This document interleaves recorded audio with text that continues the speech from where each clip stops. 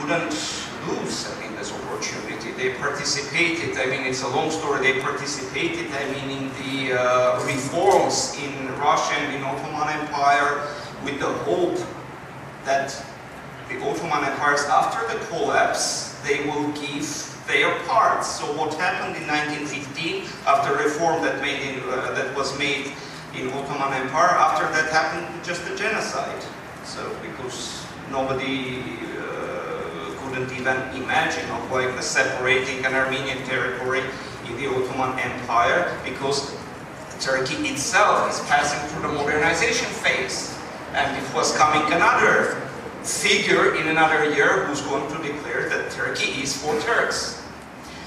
And in that peculiar situation, so you can imagine, the whole region was in fire, and Azerbaijan, Armenia, Georgia, at a certain point, were in war between each other. There appear a group of communists which form international initiative of commissars, 26 Baku commissars, which consisted from Armenians, Georgians, Azeris, from Russians, from Jewish people. So they were really propagating the ideas of internationalism and the ideas of alternative social order. So this is again kind of like the continuation of the yesterday's dispute. So then we're dealing with another thing, the perception about the colonialism, which is really popular, but since when? Since 60s. It's a very interesting another phenomenon that since 60s, that idea of colonization, that Soviet Union was a form of colonization, became rooted, got rooted in the perception. This monument was destroyed, was taken away in Georgia. This is the monument of, excuse me? Can you help me with that, please? 1990. I think 1998. I mean, like immediately after independence. 26. Yeah, 4 commissars. Here you can see. There is on this side is the Khan the leader of Baku commissars, who used to be called the Caucasian Lenin. And unfortunately, I cannot recognize my face. I just got this picture today, so please. So unfortunately, I cannot recognize, and I don't want to be wrong with another personages, another characters here. No, Stalin was not the project. Yes, it was Stalin. Here you can see Stalin, and here you can see Mother Armenia. And this monument is the memorial, the main memorial of 26 Baku commissars, which was in Baku. It was a big memorial, very beautiful memorial, by the way. It was like the part of the park.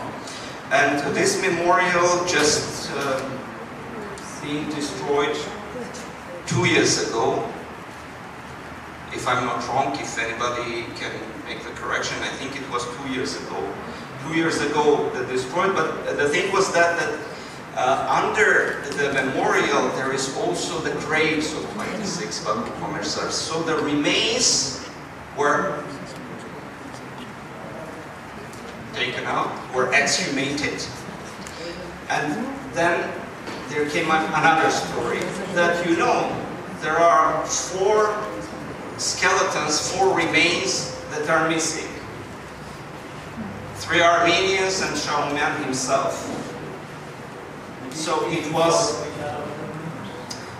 also in another kind of like the continuation to like make the amnesia fundamental.